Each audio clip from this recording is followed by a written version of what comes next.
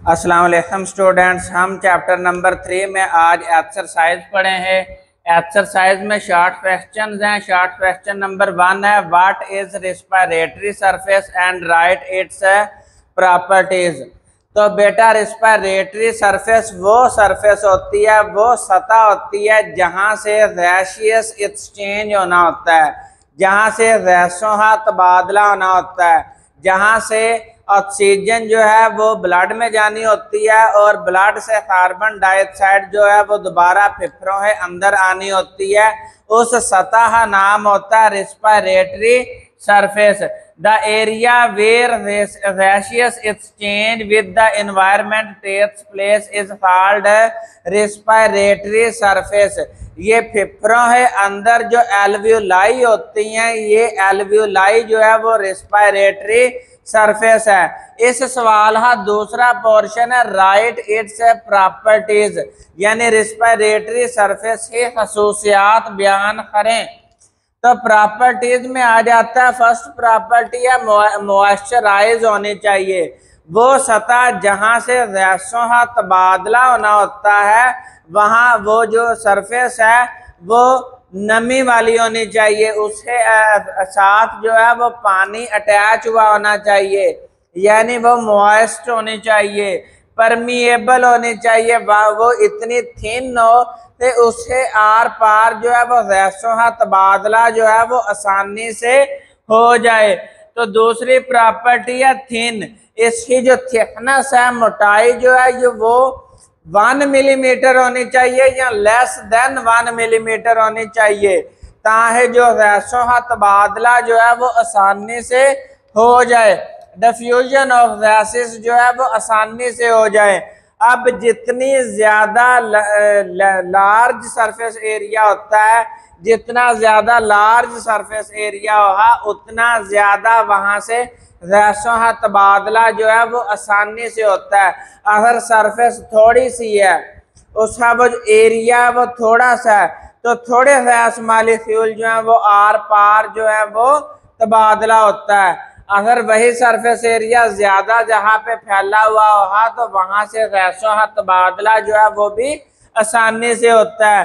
Good blood supply, उस surface के साथ जो है वो ब्लड कैपिलरीज भी होनी चाहिए, जिनमें से ब्लड में से कार्बन डाइऑक्साइड जो है वो फेफड़ों के अंदर आ जाए, एल्वियोलाई के अंदर आ जाए, और एल्वियोलाई से ऑक्सीजन जो है वो ब्लड में चली जाए।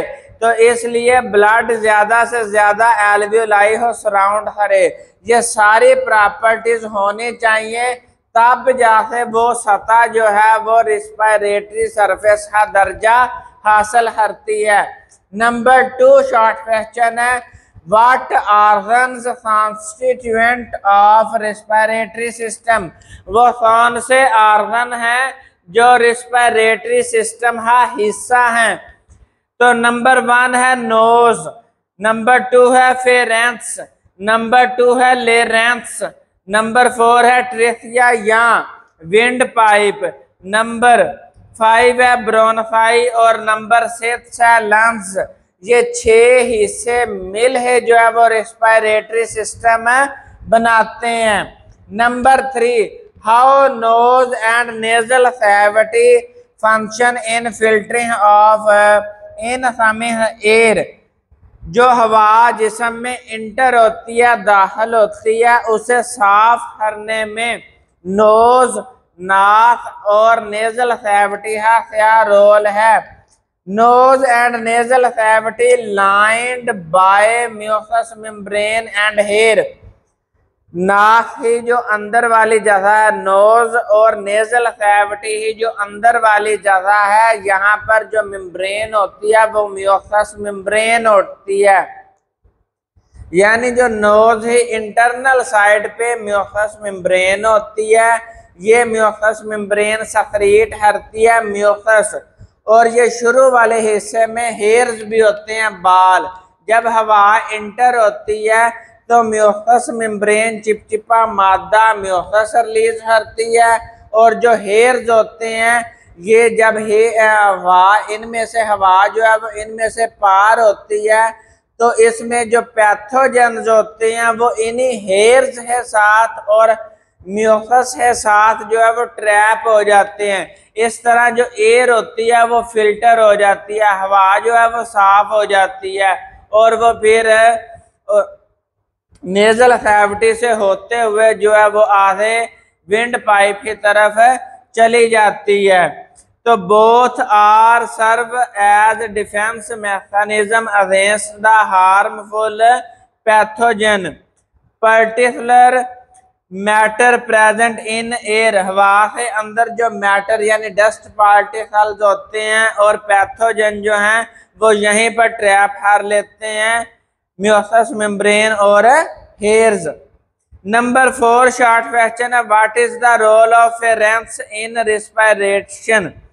अब ये जो फेरेंस होता है, ये जो गला है, ये कॉमन पाथवे है फॉर एयर एंड फूड। इसी रास्ते से फूड जो है वो फूड पाइप की तरफ जाता है और यही वो रास्ता है जहां से एयर जो है वो क्रॉस कर है एयर पाइप में, विंड पाइप में जाती है। तो ये कॉमन पैसेज वे है। और दूसरे नंबर पर जो फेरेंस है ये मसल से बना हुआ है। तो pharynx is cone shaped common passage way leading from oral and nasal cavity. यानी ये फेरेंस जो है ये कॉमन पाथवे है जो है बनता है ओरल कैविटी से और नेजल कैविटी से। यानी नेजल कैविटी और ओरल कैविटी है आपस में मिल जाने से जो रास्ता बनता है उसे हम बोलते हैं फेरेंस। और आगे चल है ये दो हिस्सों में डिवाइड होता है, एक एसोफेगस में और दूसरा लेरेंस में। अब फेरेंस है 3 पार्ट्स हैं। एक है नेजोफेरेंस। फेरेंस है वो वाला हिस्सा जो नेजल कैविटी है पास होता है, उसे हम बोलते हैं नेजोफेरेंस। दूसरा हिस्सा है ओरोफेरेंस। फेरेंस है वो वाला हिस्सा जो ओरल कैविटी है पास होता है, इसे हम बोलते हैं ओरोफेरेंस।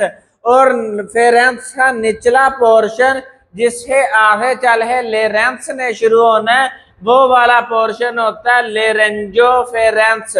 तो फेरेंस है 3 पोर्शन होते हैं। ये अलहदा से भी शॉर्ट क्वेश्चन बनता है। Describe the function of human लेरेंस।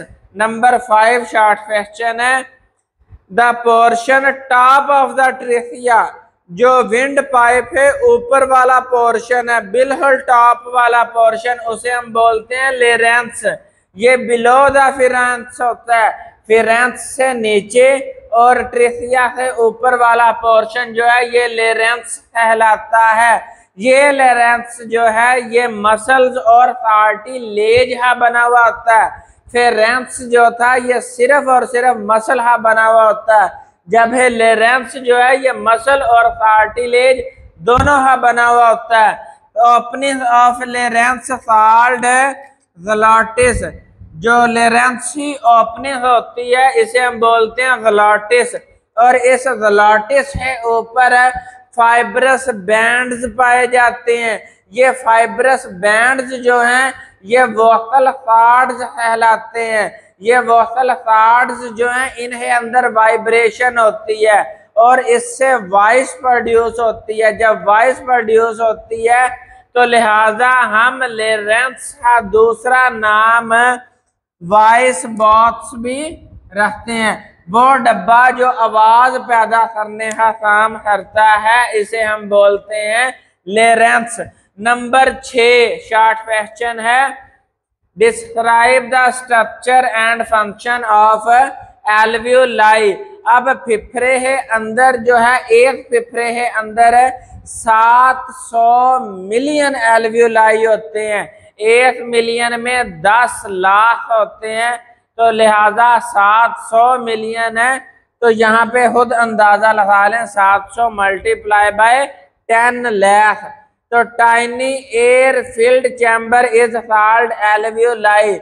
हर फेफड़े है अंदर जो है वो छोटे छोटे माइन्यूट से एयर फील्ड चैम्बर होते हैं, थैलियां होती हैं जिन्हें अंदर हवा भरी हुई होती है उन थैलियों का नाम है एल्वियोलाई।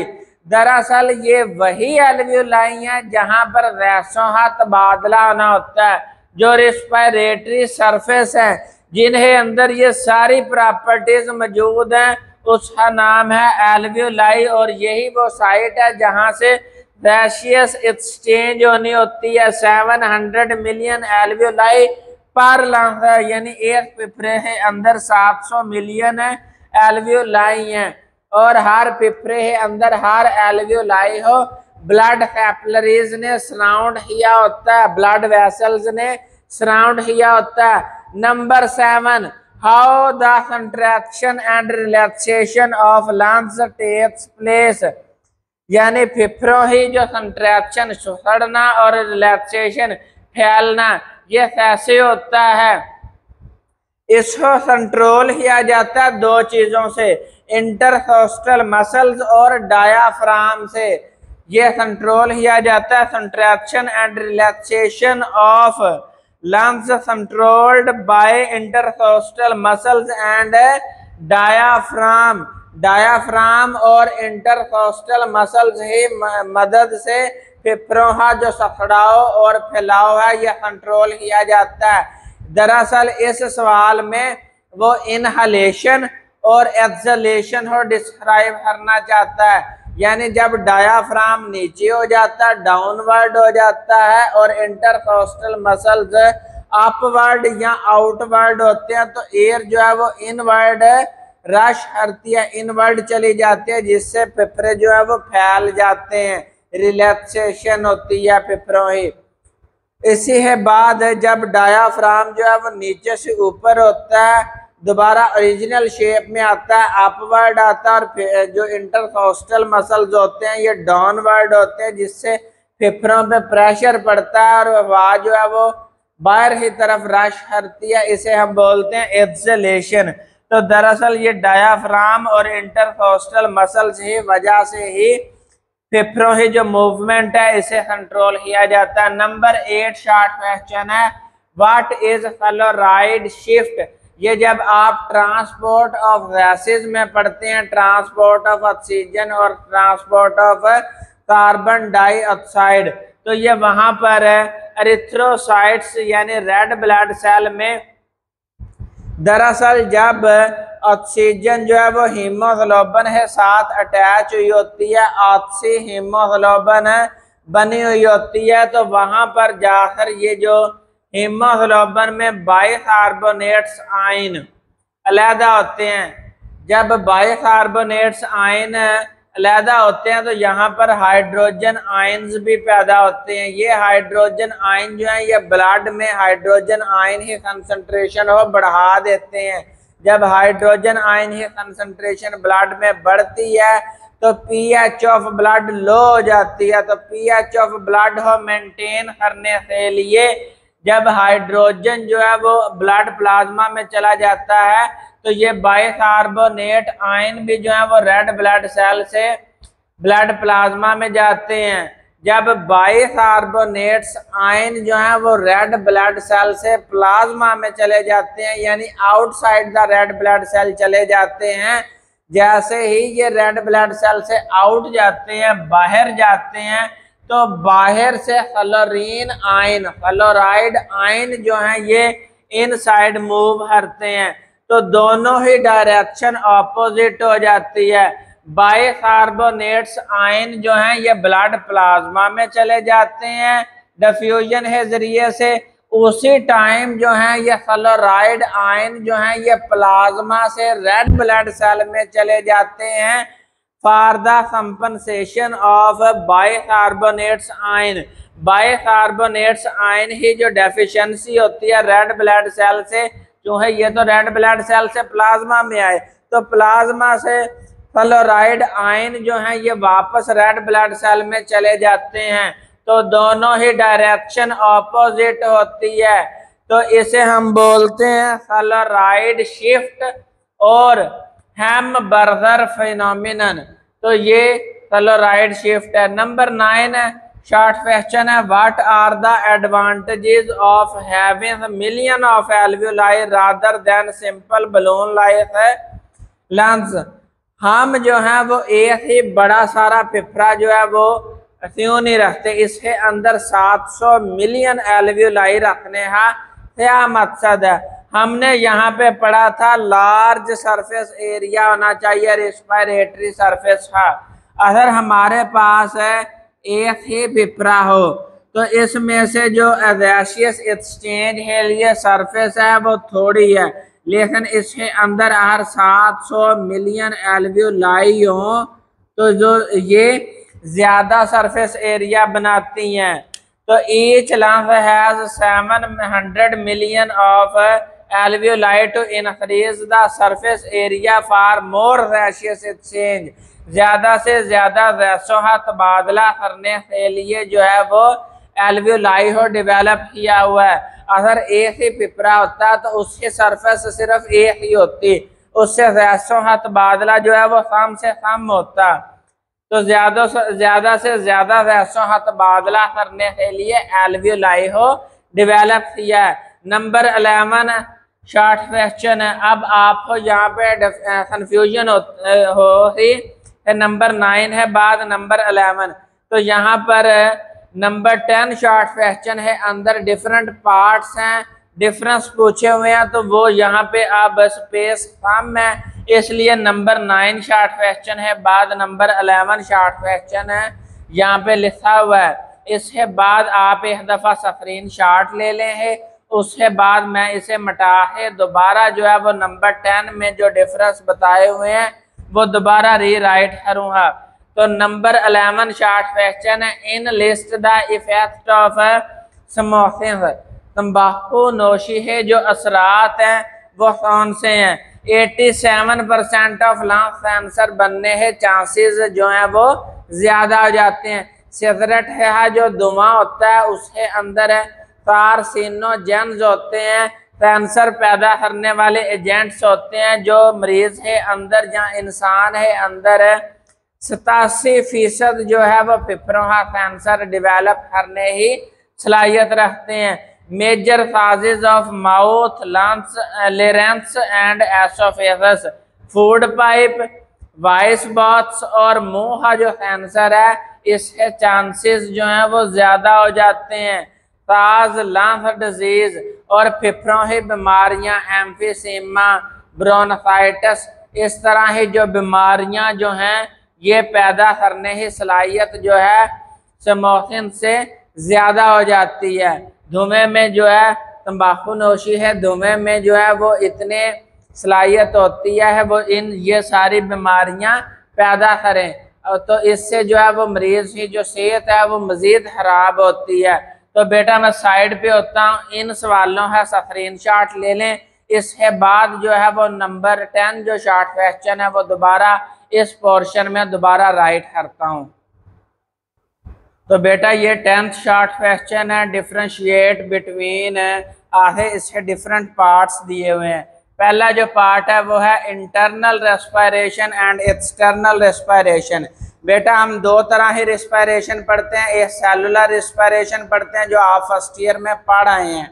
अब जो आप पढ़ रहे हैं गैसियस एक्सचेंज वाली ये एक्सटर्नल रेस्पिरेशन है।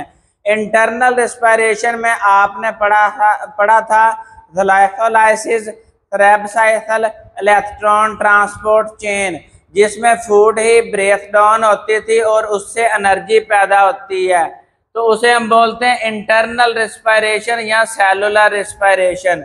जो आज हमने इस चैप्टर में पढ़ी थी वो थी गैसियस एक्सचेंज, वेंटिलेशन, ब्रीथिंग, जो फेफड़ों के जरिए से हम सांस जो है वो अंदर ले जाते हैं और ऑक्सीजन और कार्बन डाइऑक्साइड का तबादला करने के बाद जो है वो सांस के जरिए से बाहर निकाल देते हैं। इसे हम बोलते हैं external respiration, ventilation, breathing, gaseous exchange या फिर ऑर्गेनिस्मिक रेस्पिरेशन।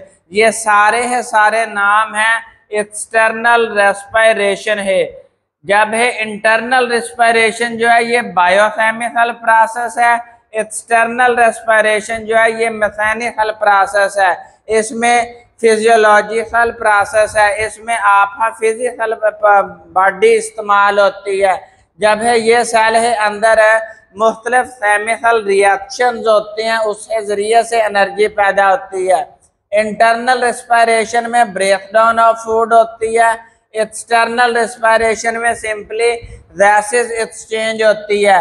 नंबर 2 जो शॉर्ट फ्रैक्शन है, जो पार्ट है, जो 10th शॉर्ट फ्रैक्शन है पार्ट है, वो है अपर रेस्पिरेटरी ट्रैक्ट और लोअर रेस्पिरेटरी ट्रैक्ट में डिफरेंस।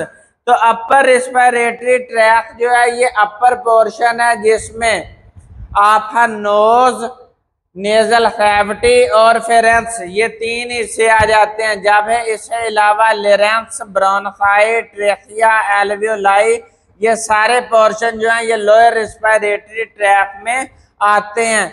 नंबर 3 जो है डिफरेंस वो है ब्रोंकाई और ब्रोंक्यूल्स में। जब विंड पाइप 2 पाइप में डिवाइड हो जाता है, 2 ट्यूब्स में डिवाइड हो जाता है, एक राइट ट्यूब यानी राइट ब्रोंकाई और लेफ्ट ट्यूब यानी लेफ्ट ब्रोंकाई बनती है, लेकिन इसमें कार्टिलेज मौजूद होता है, सी शेप्ड कार्टिलेज मौजूद होते हैं जो ब्रोंकाई ही शेप हो मेंटेन करने में इस्तेमाल होते हैं। Trachea divides into 2 tubes called bronchi have C shaped cartilage. जब है जो ब्रोंक्यूल्स होती हैं, जब ब्रोंकाई फर्दर डिवाइड होता है यानी राइट ब्रोंकाई और लेफ्ट ब्रोंकाई जो है वो डिवाइड होती है और मजीद फाइनेस्ट सेवरल ट्यूब्यूल्स बनाती हैं। ब्रोंकाई सेवरल टाइम डिवाइड होता है, कई दफा डिवाइड हो है, छोटी छोटी ट्यूब्यूल्स बना देता है जिसका नाम है ब्रोंक्यूल्स, और इन्हें अंदर कार्टिलेज भी मौजूद नहीं होता, इन्हें हम नाम देते हैं ये ब्रोंक्यूल्स हैं। नंबर 4th डिफरेंस है oxy haemoglobin and carboxy haemoglobin. जब हीमोग्लोबिन जो रेड ब्लड सेल है अंदर प्रोटीन पाई जाती है जिसका नाम है हीमोग्लोबिन, तो इसके साथ जब ऑक्सीजन बाइंड करेगी तो इसका नाम है ऑक्सी हीमोग्लोबिन, और जब इसी हीमोग्लोबिन के साथ कार्बन डाइऑक्साइड बाइंड करेगी तो हम इसका नाम रख देते हैं कार्बोक्सी हीमोग्लोबिन। जब ऑक्सीजन बाइंड करेगी तो ये टिश्यूज और ऑर्गन्स हो ऑक्सीजन ट्रांसपोर्ट करवाएगी, लेकिन जब कार्बन डाइऑक्साइड बाइंड करेगी तो यही जो कार्बोक्सी हीमोग्लोबिन जो है ये आएगी और जो सांस है जो है वो सांस के जरिए से कार्बन डाइऑक्साइड है बाहर निकालेगी। ऑक्सी हीमोग्लोबिन में ऑक्सीजन जो है और हीमोग्लोबिन ही जो आपस में अटैचमेंट है ये बहुत कम है। हीमोग्लोबिन जो है वो ऑक्सीजन के साथ बाइंड होना इतना मुनासिब नहीं समझता जितनी उसकी एफिनिटी है कार्बन डाइऑक्साइड के साथ बाइंड होने ही। कार्बन डाइऑक्साइड और हीमोग्लोबिन जो है ये आपस में अटैचमेंट ज्यादा रखते हैं, जब है ऑक्सीजन जो है ये कम अटैचमेंट रखता है। इसके बाद है हीमोग्लोबिन और मायोग्लोबिन। ये डिफरेंस आप ही बुक में पेज नंबर 61 पे मौजूद है, तो वहीं से ये लिया हुआ है। तो 4 polypeptide chains are present in hemoglobin while 1 polypeptide chain is present in myoglobin. जब 4 पॉलीपेप्टाइड चेन है तो 4 आयरन ग्रुप्स मौजूद हैं, 4 आयरन जो एलिमेंट्स हैं ये मौजूद हैं हीमोग्लोबिन में। तो ये 4 ऑक्सीजन है मॉलिक्यूल है साथ बाइंड करने की सलाहियत रखता है। जब है 1 पॉलीपेप्टाइड चेन 1 आयरन मॉलिक्यूल, तो ये सिर्फ और सिर्फ 1 ऑक्सीजन है साथ बाइंड होने की सलाहियत रखता है। जब हीमोग्लोबिन जो है ये रेड ब्लड सेल में पाई जाती है और ऑक्सीजन ट्रांसपोर्ट करने में इस्तेमाल होती है। मायोग्लोबिन जो है ये मसल्स में पाई जाती है और ये ऑक्सीजन को स्टोर करने में इस्तेमाल होती है। जब हीमोग्लोबिन जो है ये ऑक्सीजन ट्रांसपोर्ट करने में इस्तेमाल होती है, मायोग्लोबिन जो है ये ऑक्सीजन स्टोर करने में इस्तेमाल होती है। ये मसल्स में पाई जाती है। इसी वजह से इसी ऑक्सीजन ही वजह से जो हमारे मसल जो हैं ये रेड कलर शो करते हैं। इसीलिए हमारा दोस्त जो है ये सूरह कलर में शो करता है। तो यहाँ पर बेटा हमारे जो शॉर्ट क्वेश्चन है, जो लेक्चर है, जो chapter number 3 respiratory system of man, इसके जो शॉर्ट क्वेश्चन है ये कंप्लीट हो चुके हैं। नेक्स्ट वीडियो में हम इस चैप्टर है MCQ सॉल्व करने की कोशिश करें हैं। अगर आपको हमारा लेक्चर पसंद आया तो अपने दोस्तों के साथ शेयर करें। फी अमानिल्लाह।